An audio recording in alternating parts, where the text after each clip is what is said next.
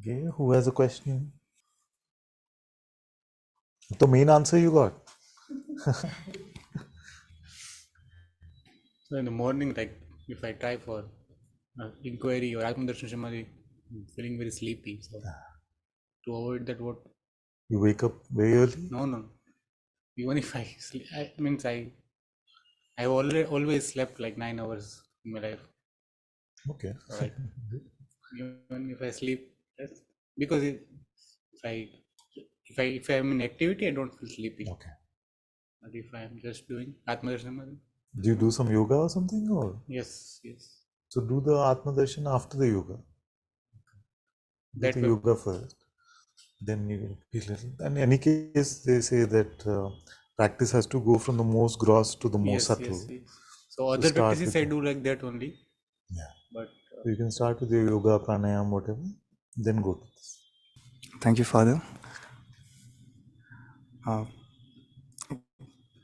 I have been thinking about this for quite a long time, trying to hope that it will go away, miss. But something is constantly pushing me to ask this to you. Like, uh, I have been listening to you for around 3 years, and and uh, and now it is difficult because of work-related situations in India. Because of? Because of work-related requirements, I cannot attend this evening satsangs. Yes. So because earlier I was in out of country in Seoul, so the Yes. time difference Yes. was Right. quite nice. Right. Right. So yeah, so I was thinking of making some adjustments in my life so that I may be able to attend your satsangs timely. So before doing anything on my from my mind, I was thinking to ask you, um, uh, how can I be fully in your service? Means, uh, as my guru, uh, uh, how can I serve you best? Do I need to be fully in your service? If that is the time, then I'm ready. That's a very good question.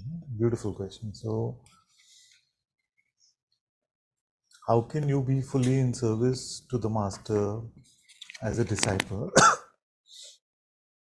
So, I would say that to follow the way of the master, sorry, my throat is like this, but the highest service you can do for the master is to follow the way that he's pointing to. So, if you're living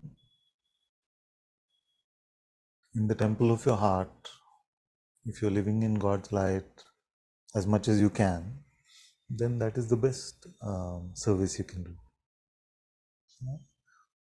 By God's grace, we don't have an ashram or a structure where anything is needed. Like physically, not much service is needed. We don't need much that type of service. But really, we must use that as an opportunity to follow the pleading or the instructions of the master as much as we can. And in that way, I feel like that is the best service you can do for my father as well as for me.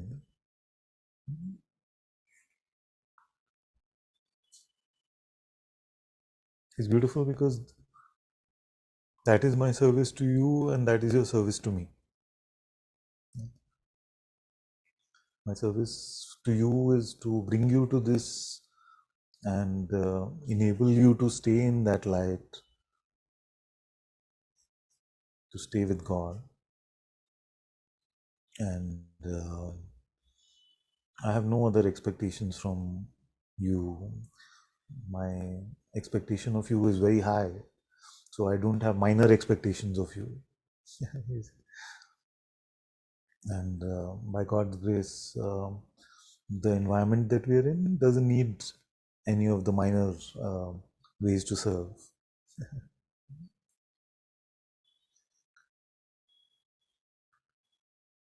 It's very good because The mind cannot latch on to anything and say, oh, I'm doing this for the Sangha or I'm doing this for Father. No, because there's hardly anything in a worldly level to be done. And therefore, the only question that remains in front of you is that, am I following his guidance? Am I following his instructions? And if you are, then you're fully in service to him.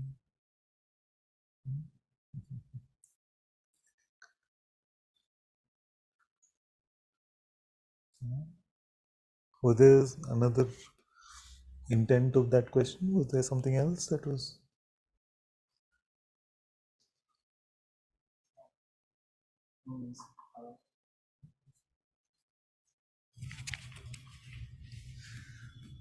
Means by the presence of God, what I have understood is the vibration in the heart region. No, you say that the cusp of phenomenality. Yes, that yes. if that is the presence of God, Yes. then I would say for most of the time I am not in that state of vibration. That is the goal, to be in that for maximum of the time. I'm not, but for whatever time I get, I listen to you or listen to some Guruji satsangs or try the Atmadarshan Samadhi. And I'm very much patient. If it works or doesn't work, doesn't matter. Yes, yeah. My Guru has told me to do this, so I will do. Very, However life it may take, doesn't matter. very good, very good. Yes, all that we can do is to remain empty for God. Whether the light becomes palpable or it remains hidden, that we cannot control. But our job is to remain empty.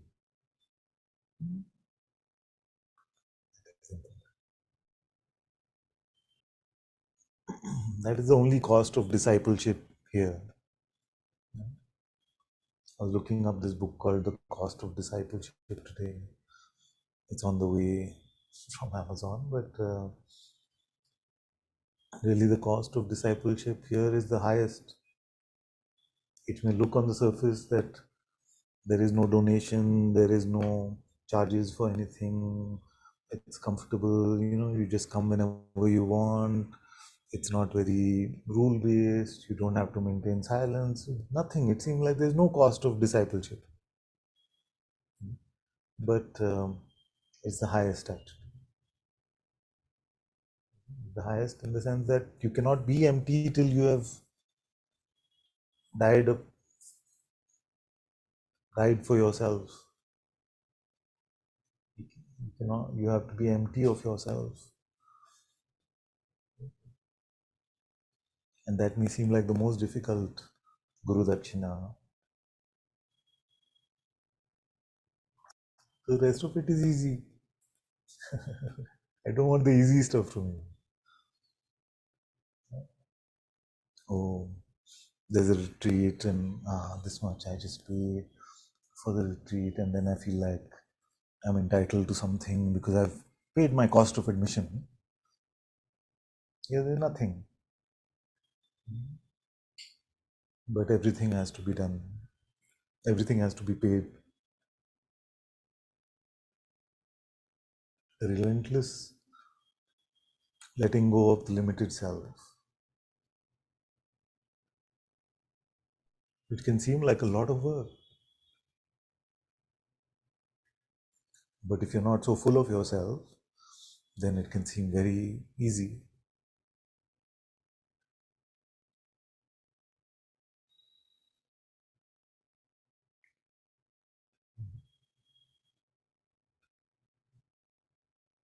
So don't let the disguise of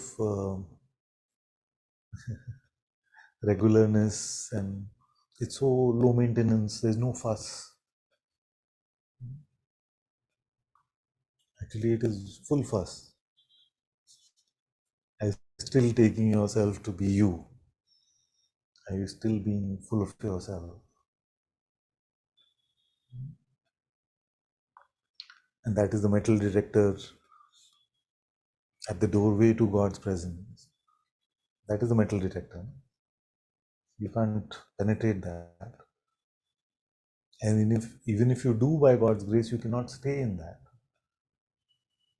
So even if you pass through the metal detector with somehow smuggled the sense of me or the limited identity into the doorway to God's presence, you can't stay because you are just so temptable by the mind.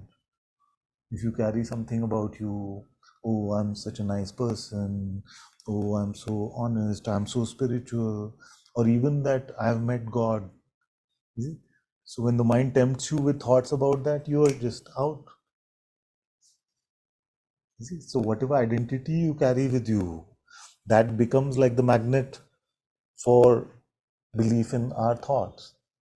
So if you carry an identity of something, then when thoughts about that come, those seem much more attractive. You see? And you hear your brothers and sisters, and they may be saying, I was getting thoughts about this, and you're just looking at them and saying, what a loser. Thoughts about this still affect you. Yeah? And then because the construct of their conditioning is different, they may look at your question and say, Bas, this is it. This bothers you. How long have you been in satsang? You see, like that. But it's not a question of what the theme is. Whatever the theme may be, there is no higher or lower level in that. Emptiness demands emptiness.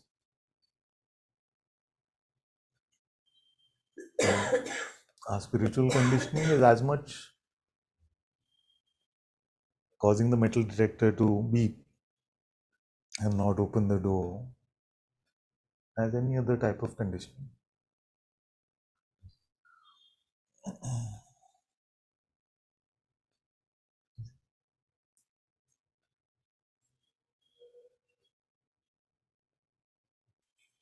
It appears to be extremely helpful. It appears, maybe that's my mind, like, but saying that you can go more deep into the journey by checking out of the world for a while in some form,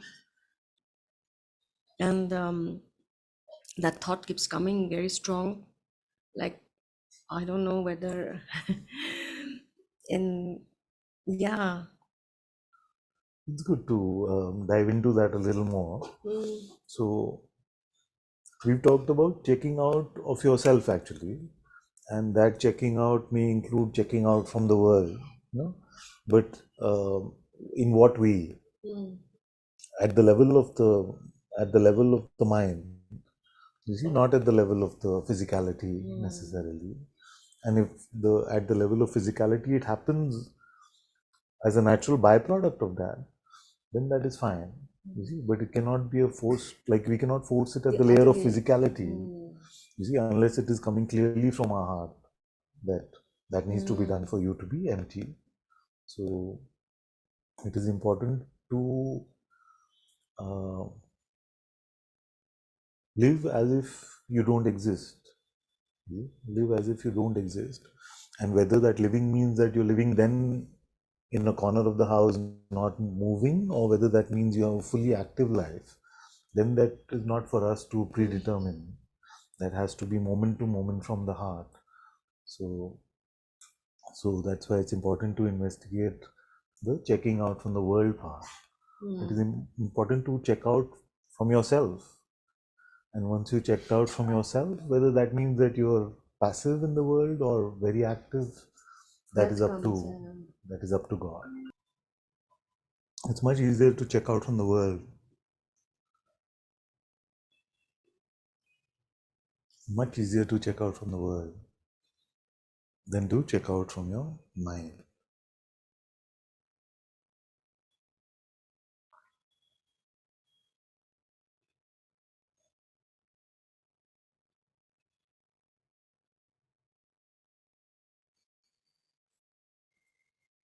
Simple question. Do you spend most of your time in human concerns or godly concerns?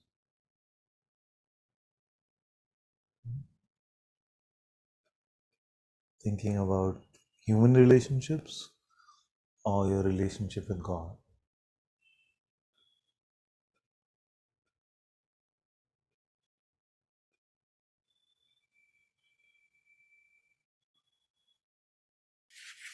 So thinking about, for me, visualization is a big thing, big part of my spending time. Spending time with God. Yeah. So whether we're talking about the stories of God, or we're talking about the face of God, or the attributes of God, or play with God, or complaining with God. A lot of that is very much part of my love for God. It could be same with my love for Guru. Will that count as my love for God? You have to follow your heart, your heart's scent, the ability to smell, the heart's ability to smell. Because what can happen is that many times this is very beautiful, and the stories of the sages and the avatars, the incarnation, they're so beautiful, they bring us straight to God's presence in our heart. But at other times we just like enjoying the story of it, the excitement of the story, and just like there's an enjoyment, but there's no real presence, there's no real meeting. So we can check whether our being involved in these things is like an antidote to us being alone by ourselves. And when we are alone by ourselves, is it because it seems unbearable that we spend our time in the visualization and the storification? So it's a double-edged sword. It's a double-edged sword. So to start with, what you could do is spend as much time, like right now, if you're just visualizing and hearing stories and enjoying the love and the thing, then what you could do is spend as much time with the visual and the story as much as you do in the pure presence. Make it half and half approximately. You don't have to time it, but you know, and in your heart you'll know whether you're just avoiding being by yourself. Is it? Because if there's a fear of being by yourself, then all the rest is big talk for now. So many in spirituality also just don't like to, whether they call it boredom or they call it anxiety or whatever they call it, they're just unable to sit by themselves. So if they just sit by yourself for some time, then the question may be, so what should I do? No, just sit. Should I breathe? Breathing will happen. You just sit. Should I be praying? For now, don't even do that. Just sit. And most of the sages have reported that as the false identity dropped, they just found themselves sitting, just sitting. And Guruji shares this story. He was just sitting, and people go to him and say, "Are you meditating?" No, just sitting. You pray? No, just sitting. Are you thinking about something? No, just sitting.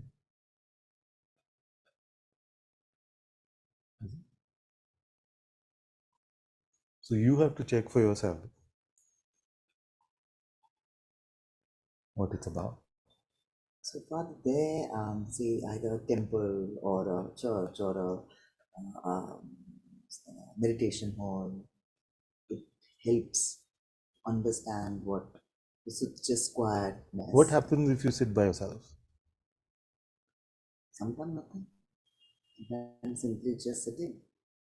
If it's precursed by a prayer or a visualization, like I said, it's just quiet on its own. Yes. Until it's not. Yes. Okay. So Tell me the concern again, the initial question. You were saying that how much time do you spend with God and how much time do you spend with human relationships? Yes. So I was just trying to define that for me, time. Where can you count the time spent on? So between living in just God's presence without needing a story or any visualization versus the story and the visualization part, how would you break that up? Is it a precursor, like you said, or is it the main meal? It starts with a precursor, which is the prayer, either a prayer or a little dialogue, and it could weave itself into a main meal, happily so, but it need not. It's naturally and organic, just somewhere where I would rather be than in the midst of thinking about human relationship. Yes. It's just a natural tendency. Yes. Natural. It's definitely a step up from wasting time on all this buckets of flesh and blood, but it itself should not get like a mental distraction, and you're the best judge of that. So it does bring its own joy, but that's a mental level, as you said. But I'm reading about a saint, and I'm reading about beauty and all that. And yes, you're right. Then one can smell if it's mental or if there's a resonance.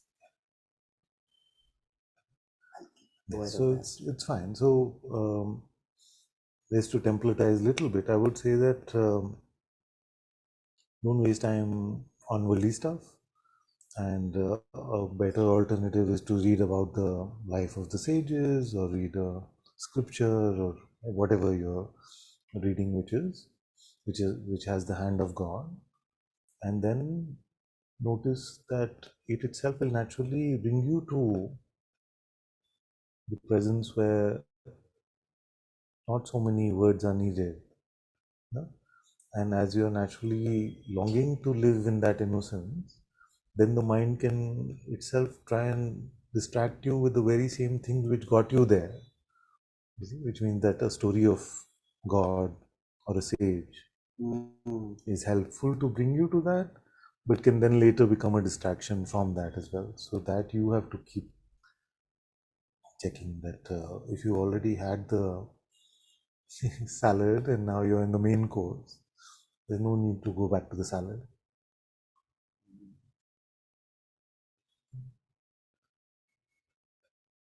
You know in your heart, no? Whether it's just something nice and like the mind will tell you the story of there's nothing happening. There's nothing happening when you're just in the presence. It's like nothing happening. I'm not learning anything. I'm not reading. I'm not spending my time productively. See, but that is the most productive when you're empty for God and God's light is shining. One instant of that is better than reading 1,000 books. But the 1,000 books may still be useful to bring you to that. But you have to keep smelling for it and see that. Is it helping me to come to the heart and stay in the heart, or is it just now just become mental understanding and excitement about learning new stuff and taking me away? I have some of that conditioning. So because I love collecting knowledge, so just like this, collect. So I used to do that a lot of time before I met Guruji. Just spent in collecting knowledge either here or in bookshelves, either in my mental bookshelf or in my physical bookshelf outside. But really, the assimilating was probably very low before I met Guruji. Just collect, read, understand. Oh, get this. But was I living in God's life? No. So, Father, I've been doing that lately about a science called pranic healing, which by Master Chua Kok Sui. So it the books explain a lot of Adhyatmic science. And I think I may be getting stuck in that. Yeah, just pick it all up and throw it away. Like,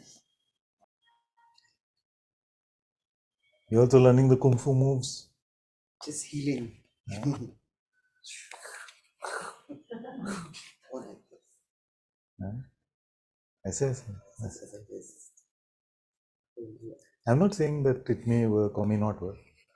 I'm just saying that whatever healing modalities they may be, where do they come from?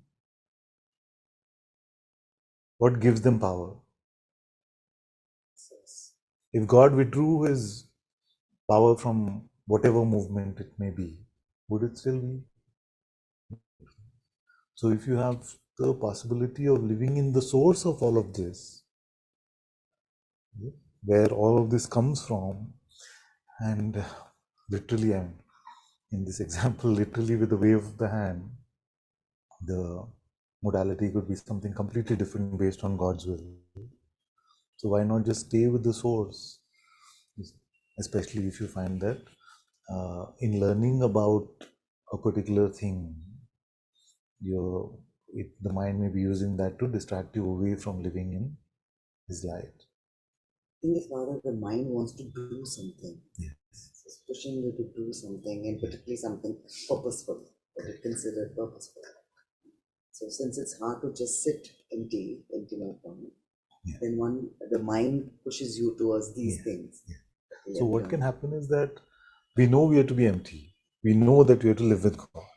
Then the mind says, okay, now that is too difficult for you.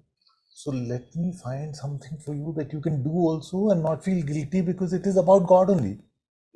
You see? So it finds these other so-called spirituality, which then helps you avoid God while not having the guilt of avoiding God. You see? So if you can smell that, then throw that away. But it's hard to be empty and open the whole day. So that is what you have to gain mastery at. Just because it's hard, you won't throw it away. I said it's hard. It is hard. Being creative helps, like painting or writing poetry. Yes, but in the temple, you have to live in the temple and let it come from there. Like I was saying that day, you have to be there and meet the world like that, rather than be there and visit the temple once in a while. Live in the temple of your heart, live in the light of the heart altar, and from there, if painting comes, painting comes. Singing comes, whatever comes, that's all fine. But if it becomes like, okay, now I can't actually, and it's good to be honest with yourself like that. So if you start to notice that I can't just sit, you see, I can't just sit. So, but at least I'm doing this, it's helping people. No, it's not good enough. Meet that resistance, meet the mind saying, something, you have to meet and transcend that stuff. It is only good if it is coming from God. And how do you know if it's coming from God? God will tell you moment to moment.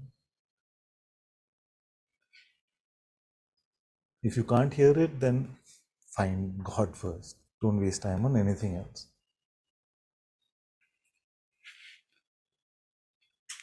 You see, so rather than, okay, we'll come to that. So rather than presuming a good,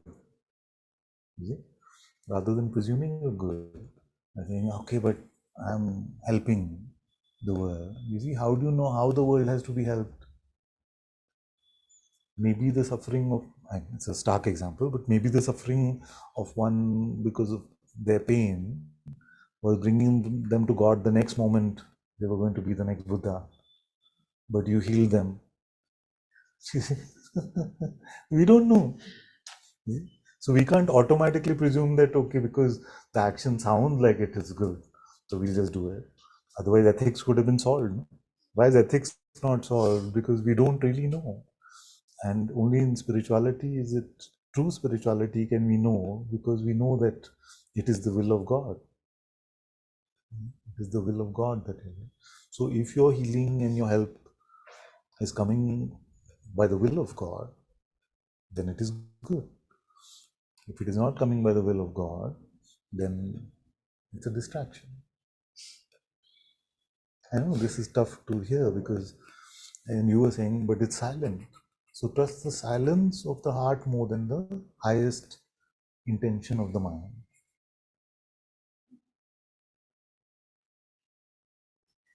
So I do my ADS and I'm sitting and I'm sitting and I'm sitting. I'm sitting for God to give me the instructions what to do next. Yes. But He's not speaking. Yes. Good. How many years? Huh? How many years? Make this complaint after it's been like a decade or something like that. Doing it for a decade and I've sat, he just doesn't speak. But how much time have we given it? As much as Domino's pizza? How much time do we do it? We cannot expect God to operate on our timeline. But a simple solution to that is learn to accept His silence as the answer in those times. As His answer in those times. God's silence is also God's answer at that moment. So trust the silence. What does silence mean to you? Peace, stillness, quietude. Yes. But what if you are asking God, so what should I do? Should I go left or should I go right? Please give me an answer. I'm entitled. You see, I deserve an answer because I did ADS and I did. Now I'm entitled to an answer. Please tell me left or right. And all God is saying is silence.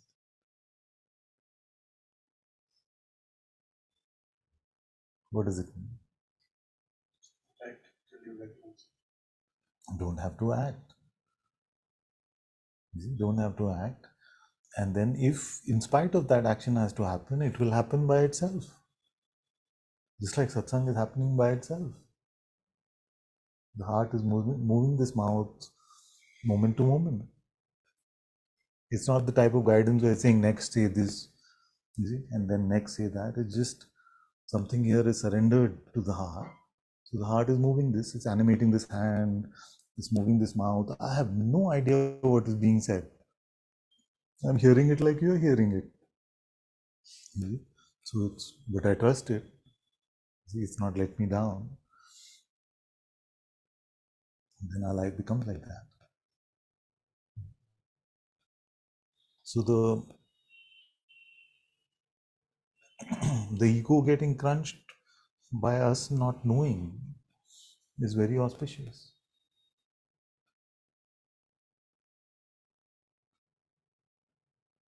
Able to meet with us? It's very auspicious because the ego rests on, oh, I know this. And we don't want that ego to get activated by saying, oh, I know this because God has told me. It's okay at a particular point, but can you see how exciting that would be for the spiritual ego? Just go around telling everyone, oh, I know this because God told me. So we don't know God is not playing those games with us.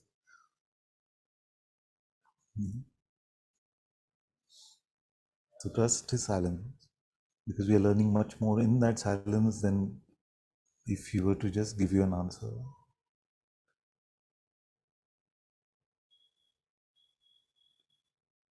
The devil, it said in the Bible, the devil was trying to tempt Jesus in various ways. So one of the temptations was what? You jump off this cliff. He took Jesus to a cliff and told him, jump off this cliff. And if you're truly who you say you are, then the angels are waiting to catch you. They will save you. And what did Jesus say? That you shall not tempt God. That's a bit difficult to understand in language. Basically, we're saying that we're not waiting. Our faith is not dependent on God giving us a sign or an answer.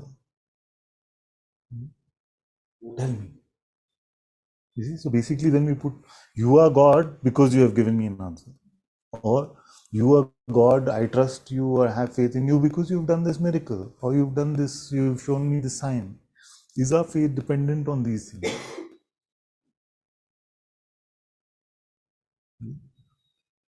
It's a very interesting contemplation, actually. So, I was contemplating today that would I love God the same if He was not all powerful? If God was not all powerful, but He was just God, the most loving being, but He was not all powerful. You see? So then God, but God is sitting helplessly in a corner while the mind is ruling, and He's not all powerful. It's just that He's God, the source of our being, the light of our being, the most loving presence. But He's not powerful. Would I still love Him the same? Or is my love because I know that ultimately He's watching all this and He will take care of me. Ultimately, I will be the victor at the end. So is it still spiritual ego? You see, it says, but final victory is mine because I am with God. But suppose God was just helpless against the mind. He's not at all. It's not true from whatever I have found in my heart. But is my love conditional upon His power and not His love?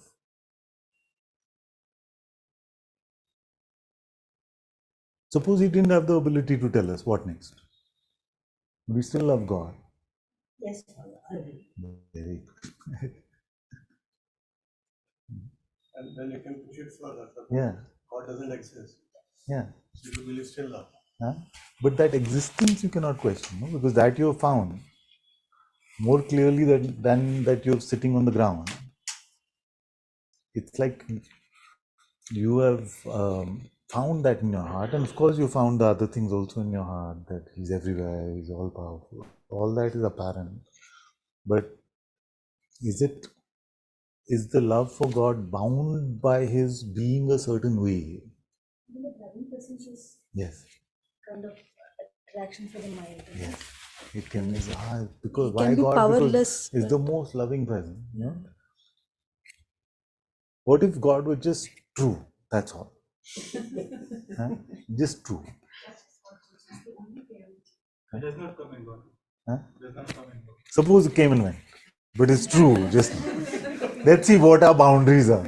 Where will we say, okay, bye bye, enough? True is good enough. True is not. True. True is enough. I cannot bring myself at all to say that it is false. So What do you mean by true? No, that true is known in yourself. I mean, suppose he's not your best friend. Suppose he's not loyal also. Then what is our boundary? This is good contemplation. Eternal is the boundary. Just to be eternal. Otherwise, bye. नहीं हो सकता हमारे बीच में नहीं eternal नहीं है तुम फिर नहीं होगा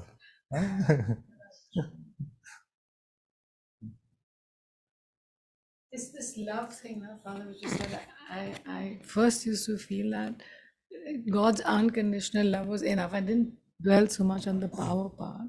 That I couldn't figure that one out. But with that unconditionality is what we are checking. yeah, so the love, the What is unconditional unconditional? love for me was the benchmark in a way, and that was going to be enough.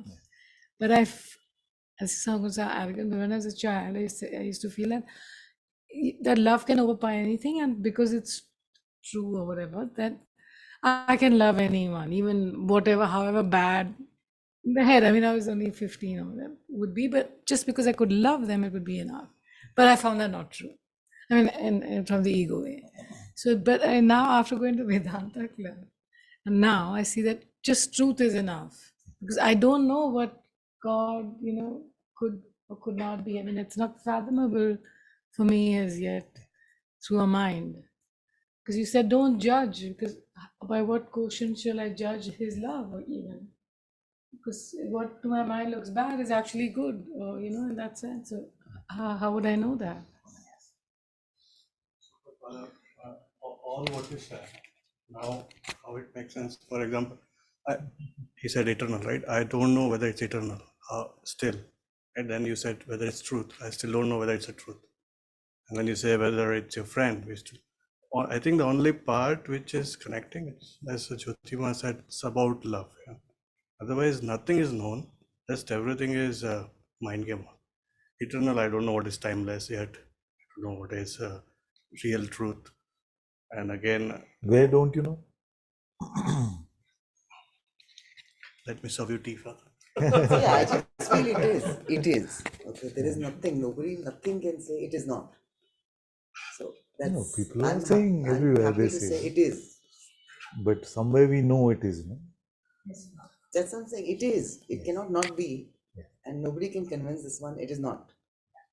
That's all. It is. Now, whatever it is, But is I it don't scary that it's a very know. No, fun. it's not scary. It is what it is, but it is. And that cannot be taken away. Oh, it's isness, you're saying. Whatever it is, it is. Okay. So if anybody is telling me it isn't, I'm not buying that.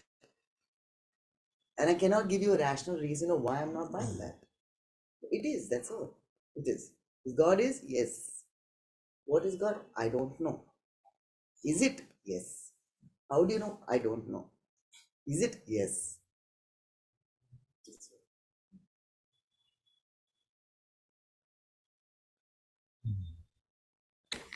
Maybe just my mind. I don't know what it is. I would rather not be, but it is.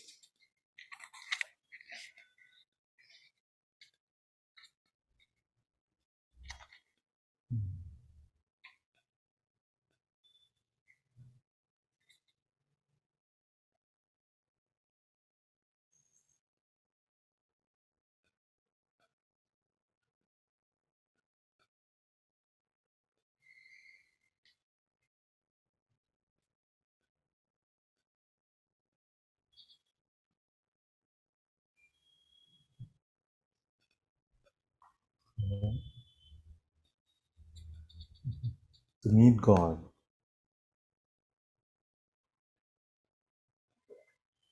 it's the only way we can live in His will.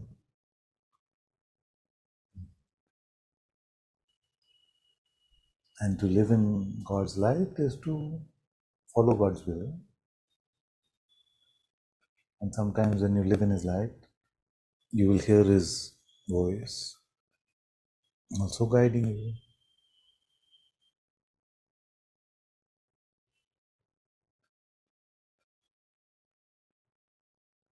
Then life becomes simple but not necessarily easy. Simple in the sense of all the questions about what I should do and should not do are resolved. Because there's only one thing that you have to do, which is to live in His light.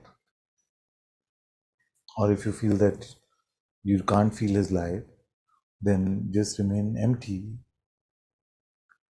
Get over yourself.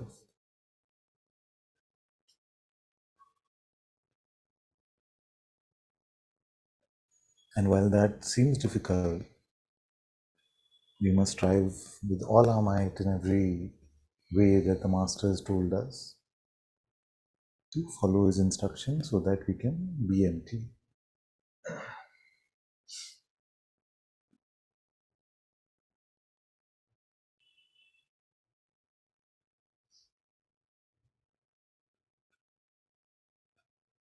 Then there is no room for interpretation, judgment.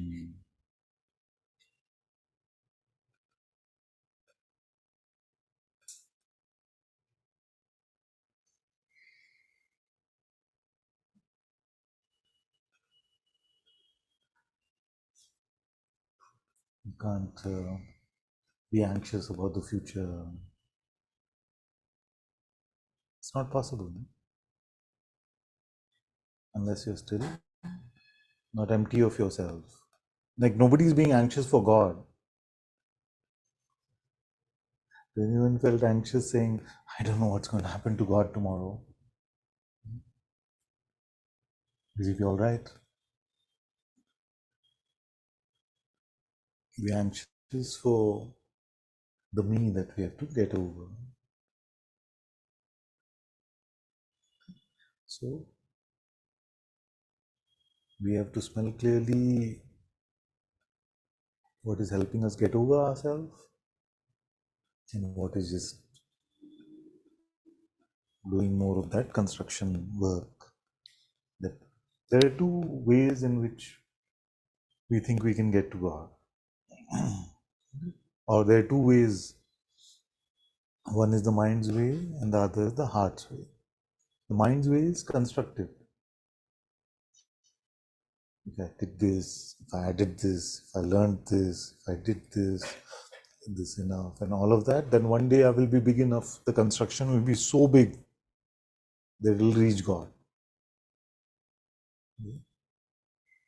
The other, which is truly the way of the heart,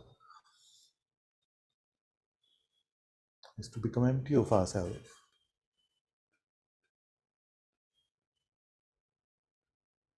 Is to live as if I don't exist individually.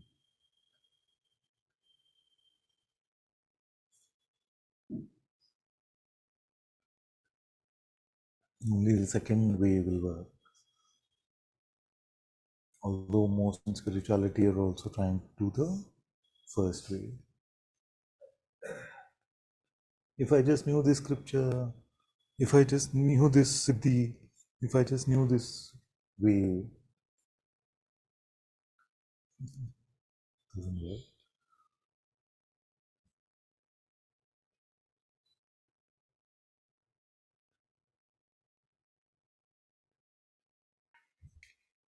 Again, I know it's all mind game, but let me expose it in front of you. So one of my family members is having some financial troubles. And if I don't judge or if I don't analyze, it's going to impact not only them, but also to us and also on. Right. So in this last few days, I try to just leave it. Yeah. Then the mind comes and say, you are just kicking the can, right? And not solving the problem, just trying to avoid it. At the same time, Somebody is in financial trouble. Yeah. And if you don't do something about it, it may impact your family. As well, yeah. Yeah. So in one or the other way. So and God is not guiding you. Or it's like, this topic, what will God do? ये तो मुझे ही करना पड़ेगा.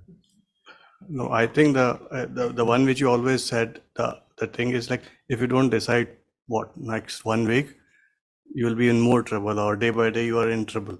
So the urgency factor is coming in. Yeah? Let's use your mind and solve it. Yeah. Yes, but what about trying to use your heart? So trying to use my heart, nothing comes. I don't even want to act, not even to judge, and I just want to. No, this is presuming what your heart would want. No, I did that. So you went to your heart and said, don't evaluate, don't judge. No, I like being present and just see what, if it something comes, that should I even act further or not. Isn't it right? So it sounds very tentative and provisional. So I'm not getting from your report the fragrance that, like, if you had said that somebody in my family is in financial trouble, I didn't know what to do, whether to help them, not help them, no idea. But I've just been living in God's light and it has been silent.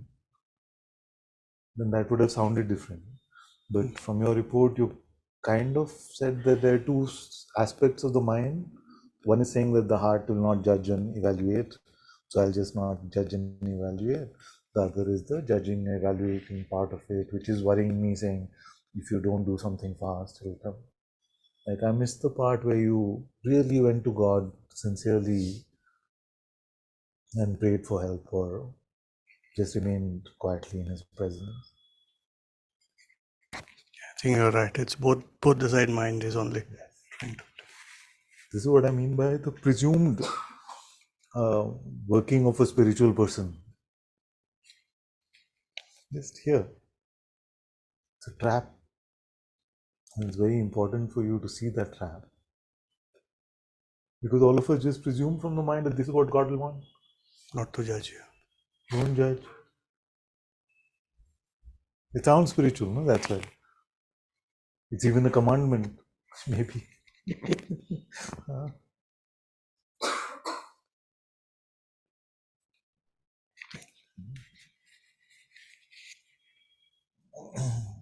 Do we go with the innocence of a child to God and say, please help?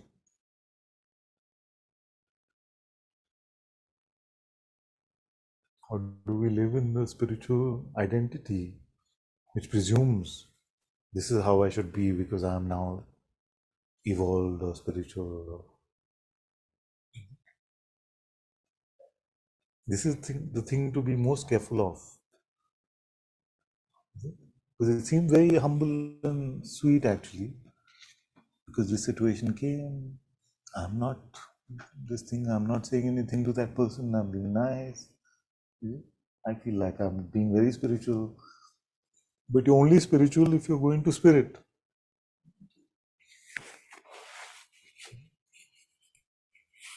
But I didn't hear that we went to spirit.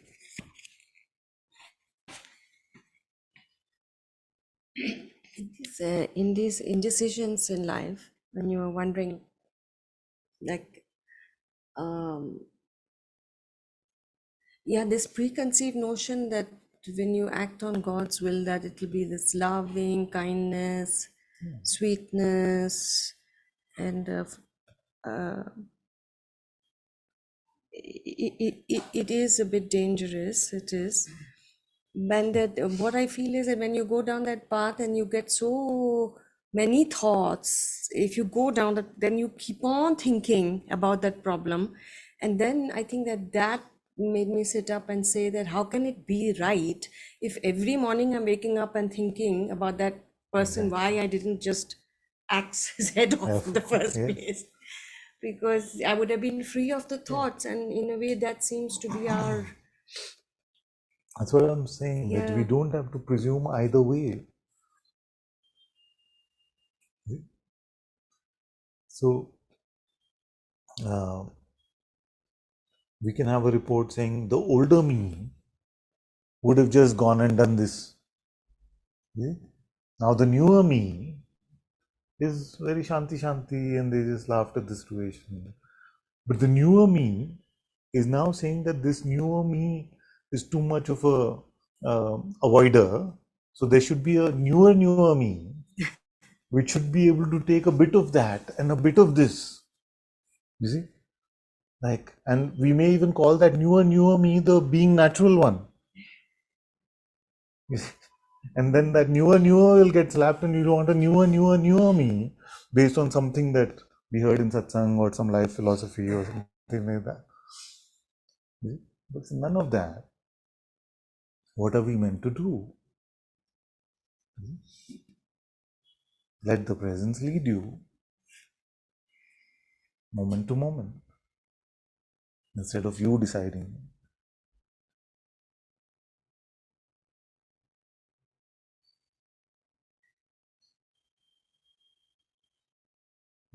Otherwise, you'll invent a newer me.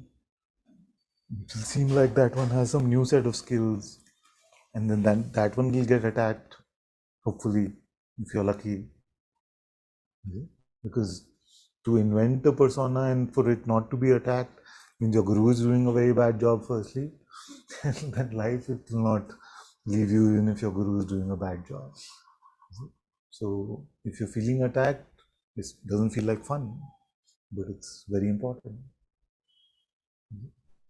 Because our personas are getting in the way of our life in God.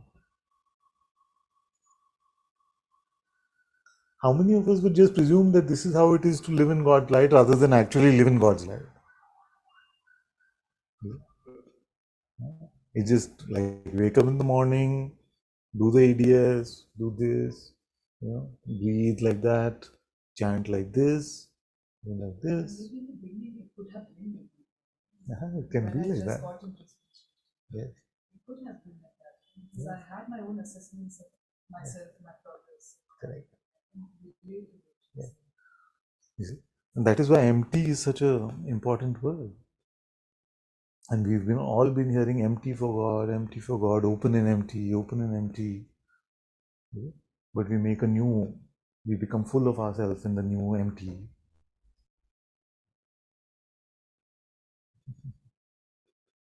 Yeah? The mind could be screaming at you right now saying, but then what am I supposed to do? As if you're not hearing the answer, because I've given the answer at least 20 times, which is live in God's presence, let the presence lead you. You see, but the mind doesn't accept that as an answer. And for me, it is a very clear answer, but the mind will keep throwing the tantrum. You see? But my hope is that one day you will hear it and say, this is what he means. That the presence can lead me moment to moment. Many times I hear reports like this. It's like, this is what you mean. That the presence can lead me moment to moment. Yes, this is what we've been saying for 20 years. So it's like that, because the haze of the mind doesn't let us actually meet the answer literally. So it just meets it in its confusions. And say, you see? So I say, just let the presence lead you, see, and run your life. Yeah, okay. What he's saying is, that if I pray to God at night, and after chanting 108 Rams, then God will give me his answer. It could be true, but it's nothing to do with what I just said. So the ability of the mind to distort what is being given to you very directly, very, very strong.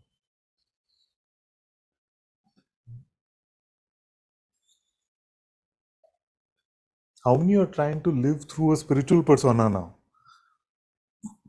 Because today all the questions have been about that in some way or the other. So today it will go there multiple times, judge myself when I'm reacting. Yeah. So till then I can realize, okay, this is also one step back. It's going in and out rather than more and more you can see.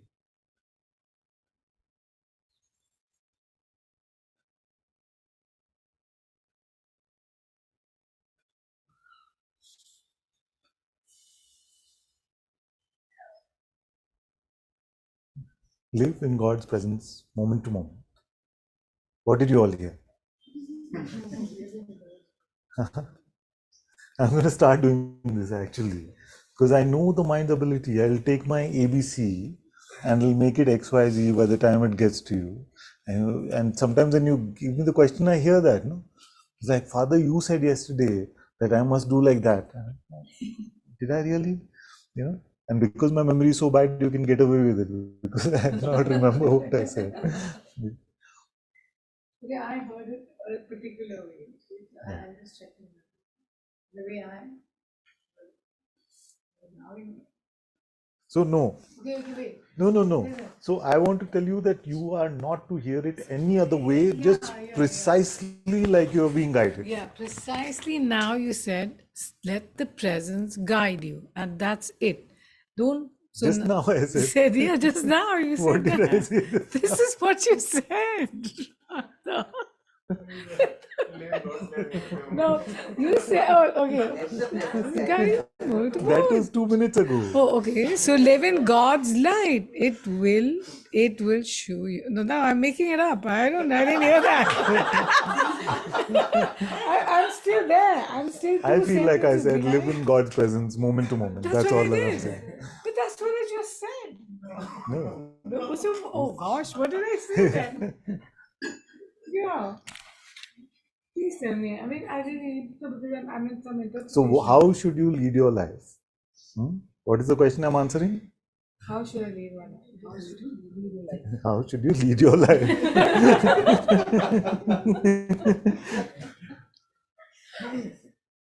Live in God's presence. Live in God's presence, moment to moment, come what may. Heard it? Don't make it into anything else. Because that everything else, I'll also tell you, don't worry. You don't have to guide yourself. I'm there for that.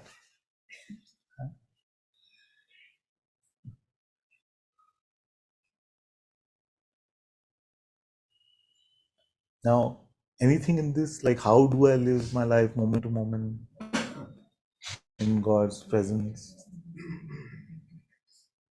To be in God's presence, the only thing we can truly do to be in God's presence is to remain open and empty. Huh? To remain open and empty. The only thing that we can really do is to remain open and empty. And if empty seems too difficult, then all these practices are for that. Sometimes it just comes. You see clouds, Yeah. or you see clouds, or you see the leaves of a tree, or you see the trunk of a tree, and you say, "My goodness, look at that! That's Shiv." And it's grace that those moments come. It's pure grace. So you step out into the terrace and you see a beautiful view or some beautiful trees with flowers, anything you see, beautiful something. And that is like a gift from God because it snaps you out of your pattern of thinking and all of that. No? But the idea is to live like that. Those moments are beautiful, but we must snap out and stay out. It must not be just like a snap out and then quickly back in and then waiting for the next snap out. Is it? Snap out and stay out.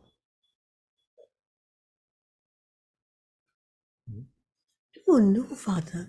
It may be for the whole day. Yeah. Maybe the next day is just not there. So that's why the reminder that you can be open and empty. You don't have to wait for something to come as a trigger. So then you live like a free one, no? Like a sage. Because a sage is not waiting for a trigger to snap him into But God. Father, is that a trigger? You just see it. You just it's there. Yeah. So The cloud is just there. The leaves are just there. Yeah. So if you hadn't perceived it, so suppose your eyes were closed, or for that moment you were looking somewhere else, then you don't snap out, isn't it? So then, therefore, that perception acted in that moment as a trigger. Yes. Because maybe God said that, okay, now in the realm of perception also, I better show up somewhere because these kids will not turn to me if I don't. So then he shows up in beauty, he shows up in nature, he shows up in everything around us actually. Father, he can show up in a wall. Yes. At that point in time, he can show up in a wall. Anything, yes. But what I'm saying is that we get so used to being in God's light, so it doesn't seem like those are rare moments of snapping into it. It just becomes a natural way of being. And those who live like that, that's why we call them sages. We call them the free ones because they naturally live like that. In fact, they may report that, yes, you know what happened? I got a call from school and they said, oh, my daughter's got a bit injured or something like that. So I snapped out of the naturalness of just being in God's light and got identified for a moment, but it lasted a few seconds and then I was back in God's light or whatever, and we don't have to make report cards on that stuff. But he even said about Shirdi Sai Baba. No? Guruji shares this story, Shirdi Sai Baba. So he said that someone came to him and said, this one is they have a serious illness, they're on their deathbed, one close disciple. And even Baba for a few moments was like panicked, that, oh, let's go. Then in a few moments he remembered, no, God is taking care, we'll go, we'll all be fine. So even with the highest sages, these things can happen. But the story is diametrically opposite, isn't it? Yes, Father. So one is staying constantly in God's light and can be snapped into the identification of limitation, and most of us will say that we are living in that until something comes in front of us and we snap out of it. So the idea of satsang is to reverse the thing, so that you live in God's light.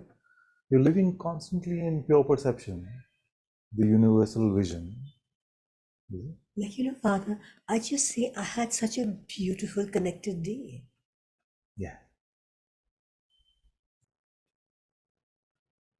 And Father, most thoughts that come, Yeah.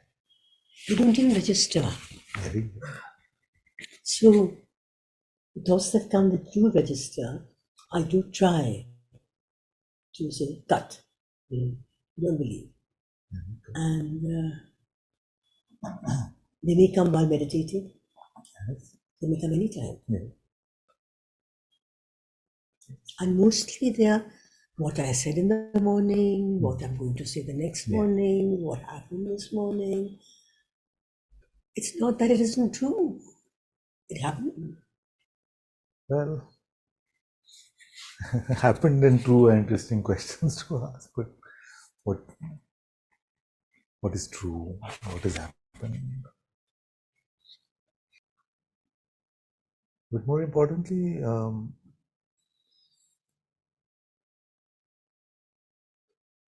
the master is basically selling a different, a rare way of life.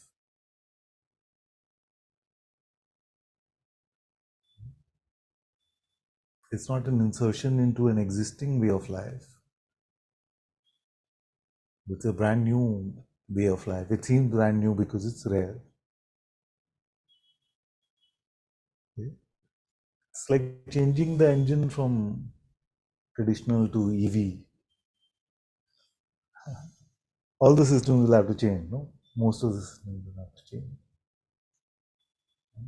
We're changing this power source from internal combustion to EV.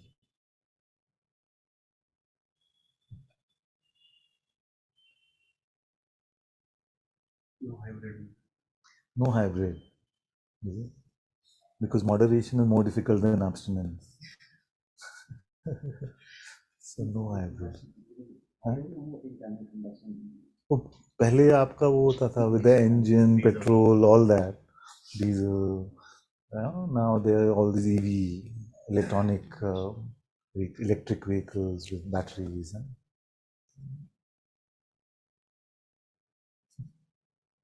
Switching from the way of the head to the way of the heart is like that.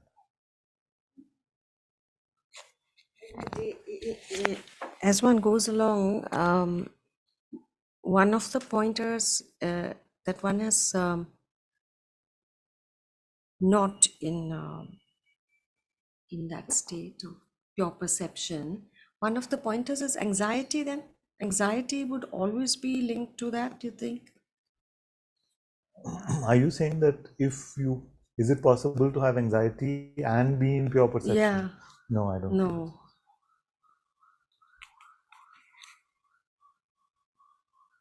Prash is just like, but I'm purely perceiving my anxiety.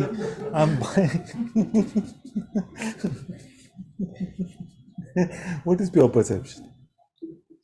That you're not interpreting, you're not judging. So there's no question of past, future. Just moment to moment, what is being met is met labellessly. You see, and in that meeting labellessly, what happens is that although this worldview seems so much more alive and vibrant, but the natural apparency of the nirguna self is known to us. You see, that is the elephant in the room. That although it may seem like in pure perception is about perception. You see, that I can see the light clearly, I'm not getting distracted, my attention is not diffused by thought, all of that. So the world, the taste of the world is so much more vibrant and universal. But actually, in pure perception, that I am the pure witnessing which is empty of all attributes, is also apparent to me in that moment. So both the Saguna and Nirguna come into knowledge, true self-knowledge, in pure perception. Now, how to be anxious along with that? It cannot be, because the mind will offer some thoughts about the future, saying what's going to happen. So the who on top of which something could happen itself is not there. You see, there's no place for that thought to land actually. You see, who would it belong to? So we have to taste this pure perception, live in that. Then you'll notice that these thoughts are talking about one that I can't find. And because they can't land, we can't become anxious in that way. Unless we are really stretching the definition and we're saying that, can we say the natural arising of some fear, can we call that also as anxiousness? Usually we don't. But suppose that you're just like in pure perception and suddenly a car comes and hits your car hard and some fear comes like that in the heart region seemingly. So that can come, of course. This can also be tasted as pure perception. Suddenly a tiger comes on the road or something, which is the famous Shankara example. Is that what's called Sakshi mean? What's Sakshi? To stay in Sakshi Bhav, no? To remain as the witness. That would be pure perception. Yes.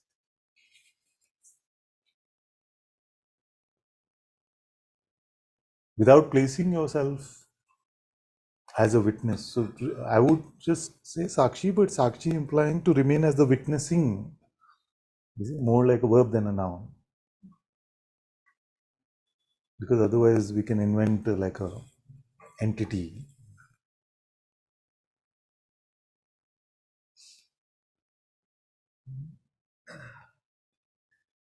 So empty and open necessarily makes you into witnessing. Yes. And that's what Ashtavakra Gita's main philosophy is. Witnessing all, so pure perception. So I'm used to doing my Mahamrityunjay, Father. Is it okay if I continue with it? Yeah.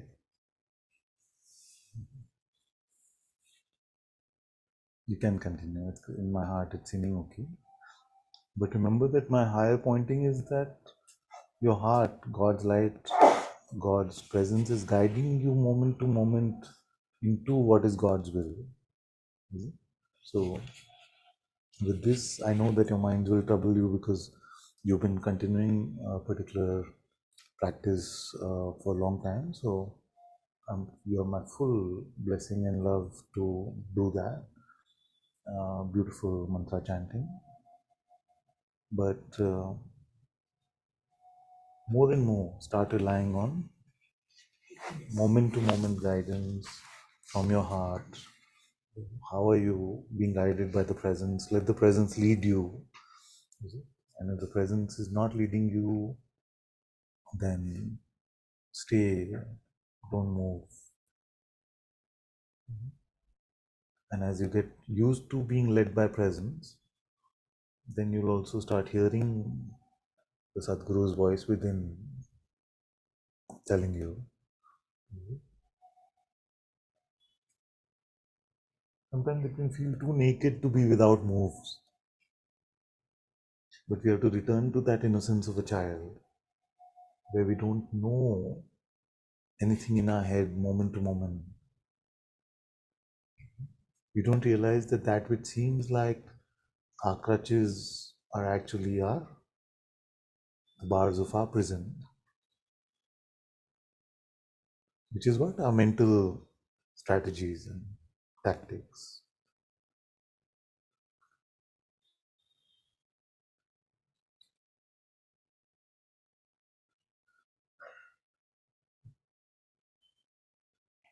That's the scariest thing to hear. Scariest, no? But you have to meet that fear. The great sage once said, "Bhala hua meri mala tooti." Sir said, "Ali bala." Huh? It sounds blasphemous. Yeah? But what is he trying to say? Yeah? Is he trying to say that, no, leave God or leave Ram? No, he's trying to say that all the boxes that I had put myself in now are being shed by his light. And if Ram wants his japa to happen, then he will japo it within me. Ram hamara, hamay jape re. That's how it continues. So he's talking about the same emptiness that I don't know.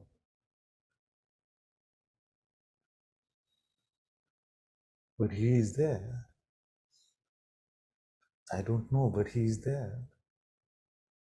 And if he is there, I have nothing to fear.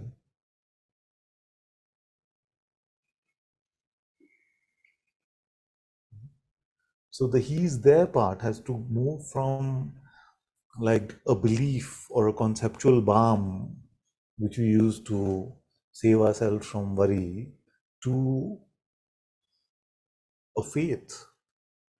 And I'm saying a faith, not a belief or a conviction. There's a very famous atheist, no, called Richard Dawkins. He says faith is a belief which is irrational. That is faith. No, faith is not a belief which is irrational. Faith is our ability to give truth value to that which we know intuitively, not just conceptually. So nobody is asking you to have faith irrationally. It may be contra rationality, but it has basis, and the basis is higher than intellect. It is intuition.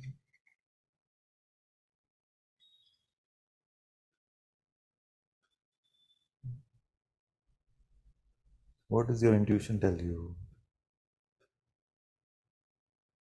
Do you have more faith in that than even perceptions and the highest concepts? That is faith.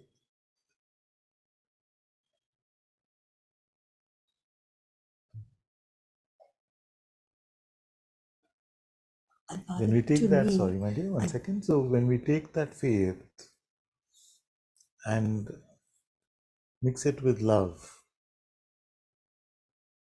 faith in our intuitive knowledge, and mix it with love, and you're right in some sense that God has to do that, but that mixing is what is called devotion. And devotion can be such a shield against the fearful nature of the mind, you see, because you've taken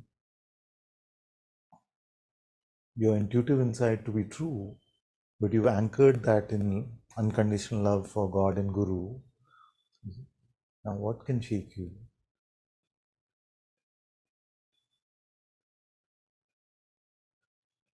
I would like to sit at your feet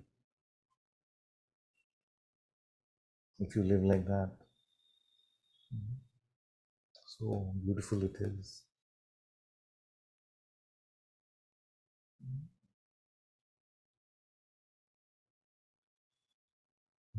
But right now, I've been teasing some of you like, you're my paper tigers.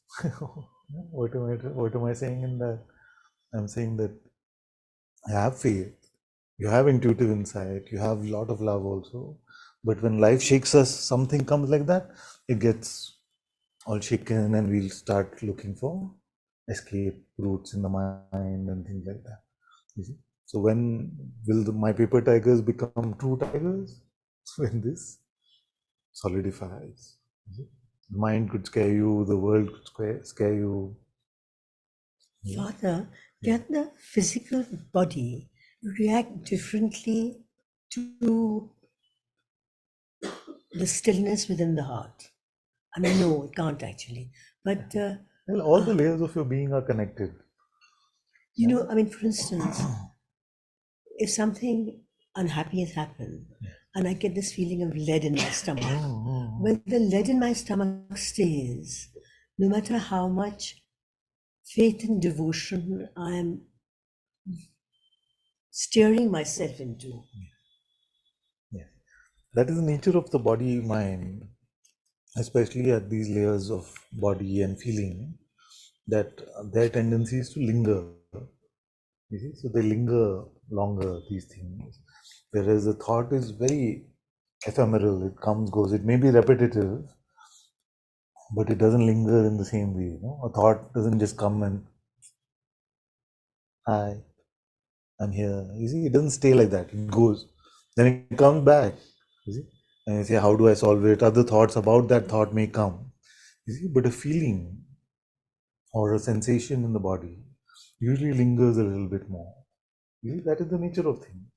And we don't have to be in opposition to that.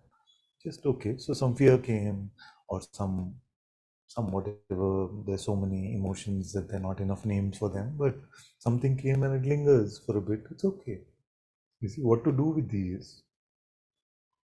Meet them like you are the space in which they are arising, instead of like you are the body to which something is happening. And that is natural in pure perception, that you look at all these sensations and feelings and all of these perceptions as the space. In pure perception, you meet everything, or every perception as space, as if you are the space in which they are arising, which is a more accurate representation of you than you being a body. Isn't it? Yes.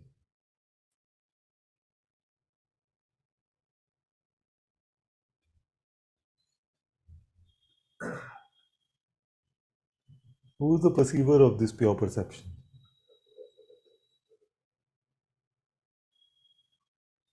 Is it a body? From direct experience, I'm saying. It is being perceived in the pure spaciousness of my being, which is subtler than even this space.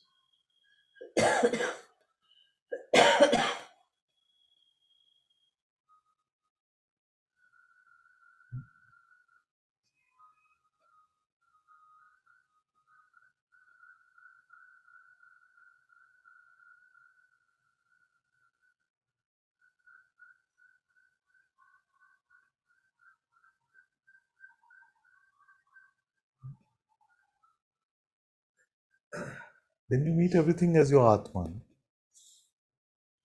Otherwise, Krishna's words that in reality you cannot be cut, you cannot be burnt, you cannot be harmed in any way, will only remain conceptual.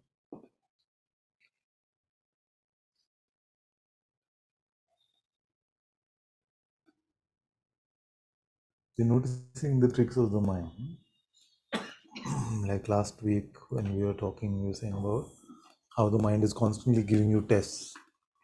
If you were in that situation, if you were in this situation, always projecting, just like that.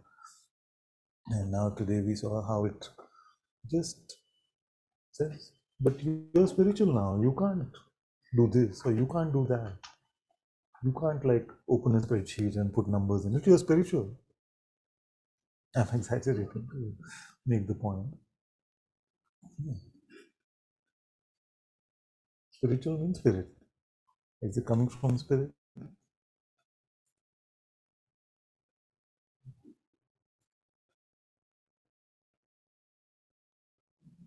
Is there also a lot of laughter there? Papaji is always laughing, Shishi Gurudev is always laughing. Remind me that what is your laughing at? Yeah.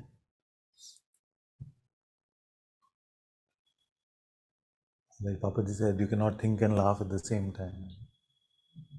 So obviously the mind won't like it. Be serious. What is the nature of reality? Spirituality is the most serious subject. People take spirituality so seriously.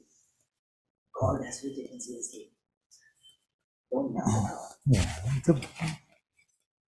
the Guru can guide you on that, in the sense that sometimes it can just all be fun and games, but missing the point. Sometimes we could be getting too serious in our heads and missing the point. So either way, the Guru will tell you. As long as you're not missing the point, it's okay. There's one child, she used to come and she loved word play. You know, so anything I would say, she would be like, Ananta-ji, this is just like this beautiful. And I was like, yes, that's so funny, so funny. Then second satsang, same thing. And third satsang, same thing. By the time I got to the fourth satsang, I was like, okay, now no more jokes, no more wordplay. Hear what I'm saying. Don't make variants of it. Nothing. So sometimes you just part for that, because the wordplay can also become a defense. It's just like that. Oh, so beautiful. Wow, wow, wow, wow. So you get caught up in all that stuff. Many thousands and thousands of tricks of the mind.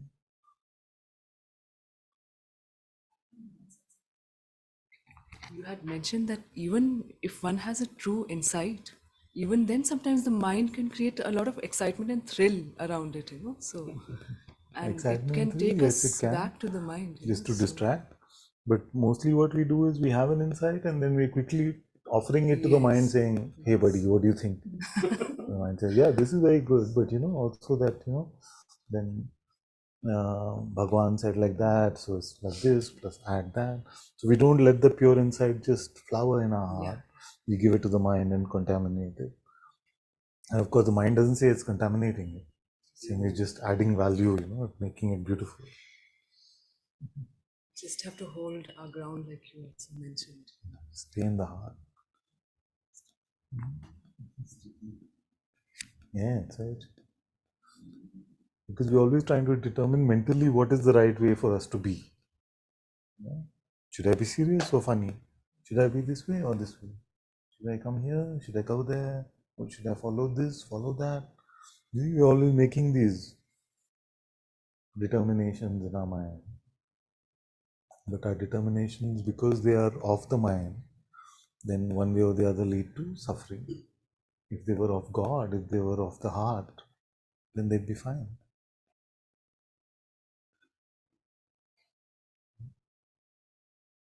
So that switchover is all that we are talking about.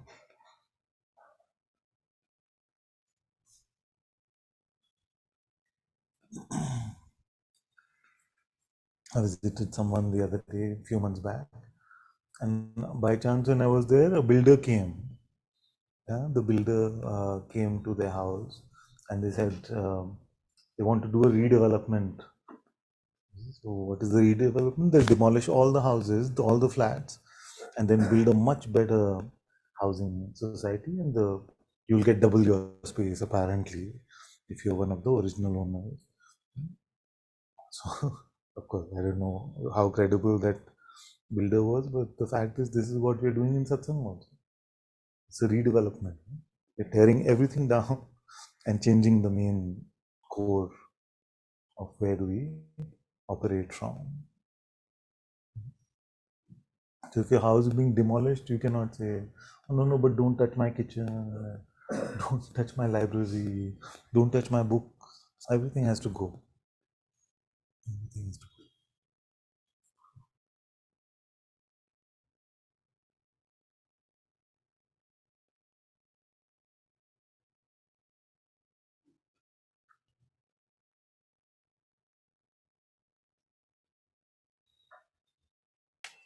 The relationship with others or relationship with God.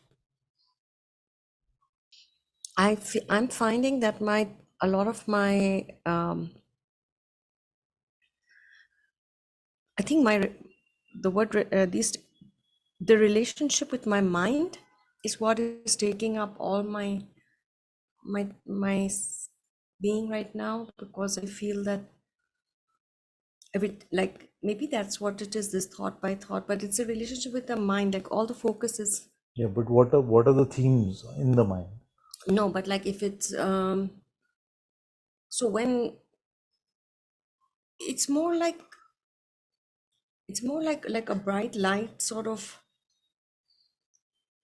an awareness that when the thoughts mostly actually the more I'm more aware of it, the thoughts are not bothering me, strangely enough, but if they're coming, then I'm able to see and drop them, laugh at them sometimes, and and then I'm finding um, that the mind, I mean that I'm disassociated it just by making it an object out of myself with such deliberate effort, Yeah. that it's not me, and that's a big thing to have this relationship with one's own mind, actually. Yes, yes. Yes, what I was saying is that one of the most tempting themes that the mind will offer to us is about our relationships with others and other people. Yeah. Yeah.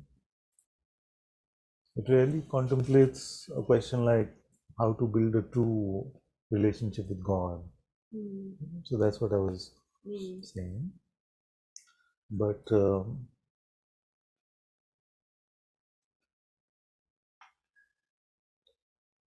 in a way,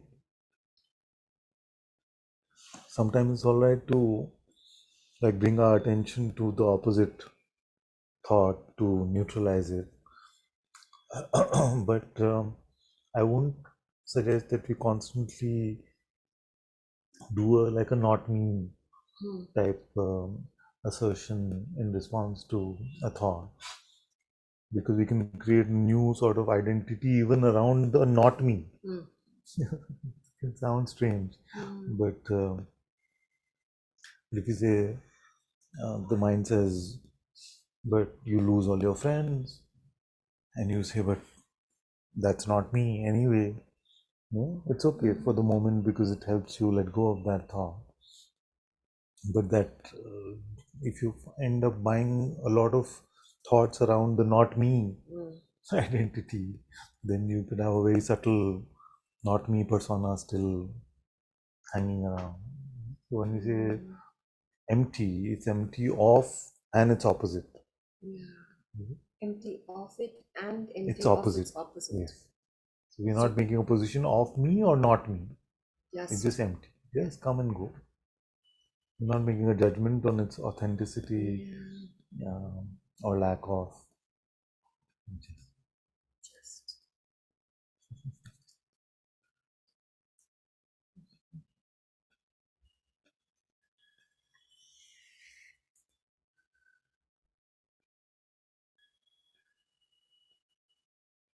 So can we make a deal that we will not fill ourselves with thinking about human relationships till we found God?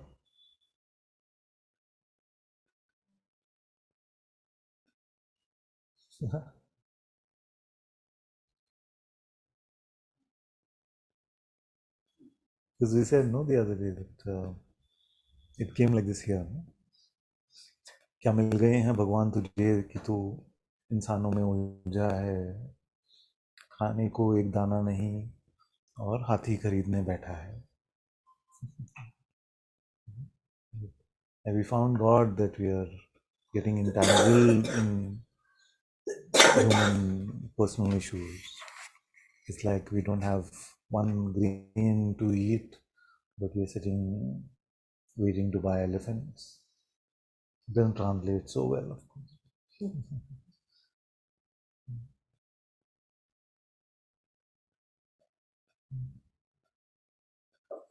Because breath by breath, moment by moment, all this is going to come to an end. If we don't do our main work and we spend all the time in auxiliary projects, soon it'll be too late.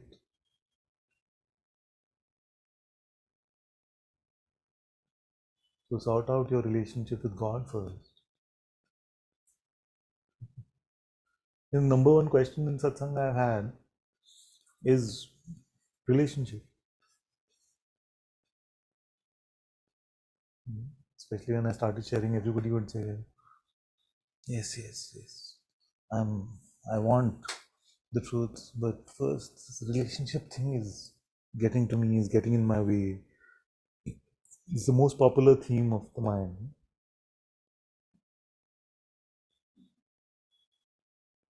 But have we resolved our relationship with God's presence in our heart?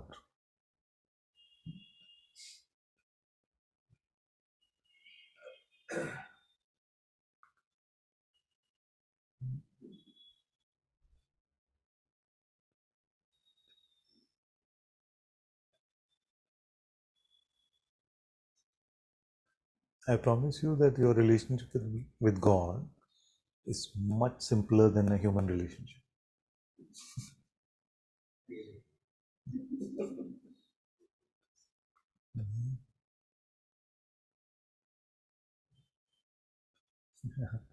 Definitely.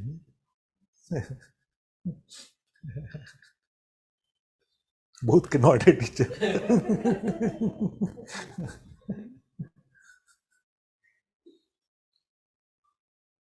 I mean, like Guruji says, no, jokingly, man, this human thing just doesn't work. The constructs, the instant we make like personal constructs, no, of ourselves and the other, just asking for trouble. Once we put ourselves in that pretext, to try and resolve things is very complicated.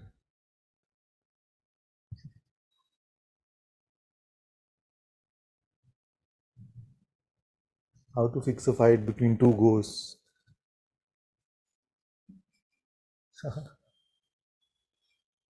You go there to fix it, they vanish.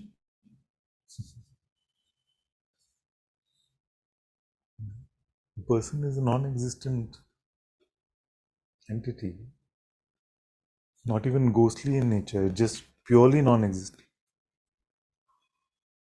even in perception.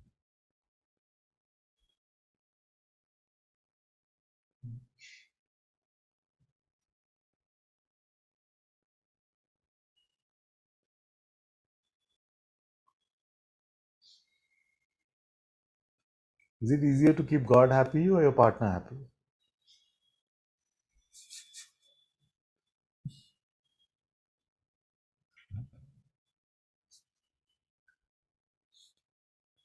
It's definitely God.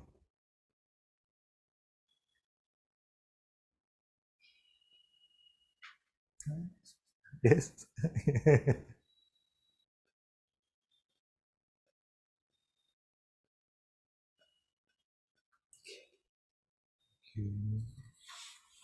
Thank you, everyone. Love you all.